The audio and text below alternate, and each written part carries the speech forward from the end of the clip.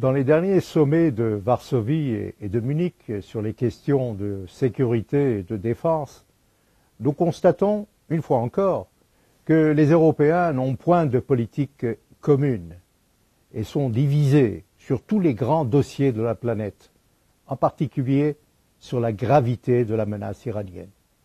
Hélas, ils donnent l'impression qu'ils vivent toujours dans le même esprit de Munich de 1938 et qui n'ont pas tiré les leçons de leur propre histoire tragique. Pire encore, ils se détachent des États-Unis, tentent d'isoler le président Trump et évitent les sanctions par la ruse en se rapprochant honteusement d'un État voyou. On peut comprendre que la Russie et la Turquie aient décliné l'invitation au sommet de Varsovie et que l'Iran n'était pas invité. Ces trois pays sont profondément impliqués en Syrie. Poutine avait réuni le même jour à Sochi un sommet tripartite avec Erdogan et Rouhani. Ce triumvirat pense en effet que le vide laissé par les Américains pourrait être comblé par eux. Ignore-t-il que les troupes américaines sont toujours omniprésentes dans la région et sont sur le qui-vive pour pouvoir mieux intervenir? La prochaine rencontre de Netanyahou à Moscou clarifiera sans doute à Poutine la ferme position israélienne contre toute présence de l'Iran en Syrie. Mais comment expliquer que Federica Mogherini, haute représentante de l'Union européenne, et les ministres des Affaires étrangères, dont celui de la France, ne soient pas présents avec leurs alliés occidentaux au sommet de Varsovie? Ont-ils honte d'expliquer aux Américains leur intrigue avec les ayatollahs? Croient-ils vraiment que le président Trump ne va pas riposter et sanctionner les Européens à sa manière? Comment ne pas apprécier et encourager un front commun, représenté par une soixantaine de pays, contre les menaces terroristes, les milices balistiques et le projet nucléaire des Iraniens qui vise également le vieux continent?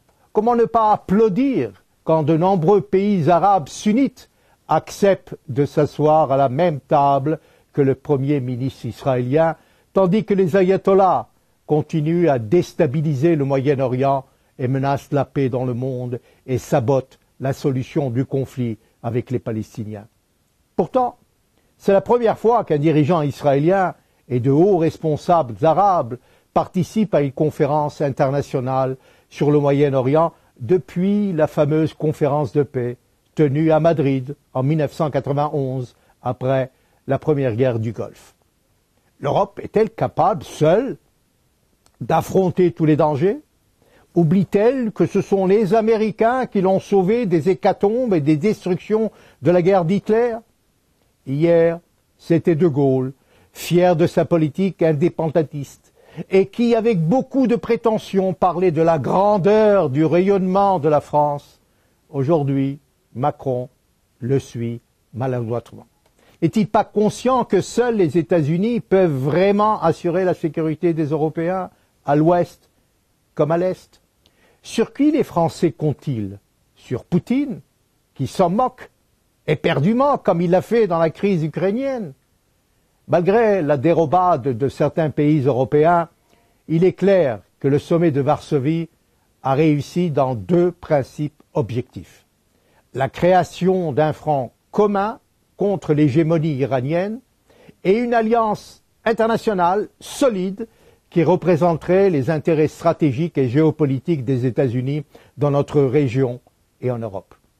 Les limpides déclarations du vice-président américain Mike Pence à Varsovie, à Auschwitz et Munich devraient être méditées une fois encore dans toutes les capitales européennes.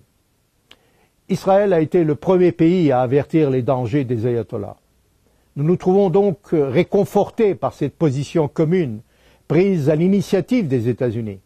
Plus que jamais, nous sommes en position de force pour poursuivre le combat contre, surtout, les tentatives des Iraniens de se rapprocher de nos frontières.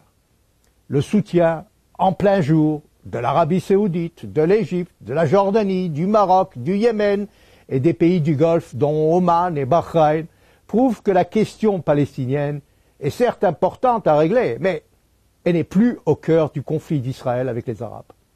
Dans ce contexte, la normalisation avec les États arabo-musulmans ne dépend plus uniquement de la solution du problème palestinien.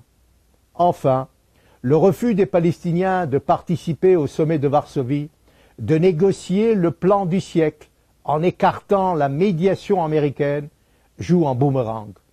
En préférant le soutien de l'Union européenne et surtout de la France, Mahmoud Abbas s'est bien affaibli dans le monde arabe et désormais n'a aucun rôle d'influence dans les instances internationales.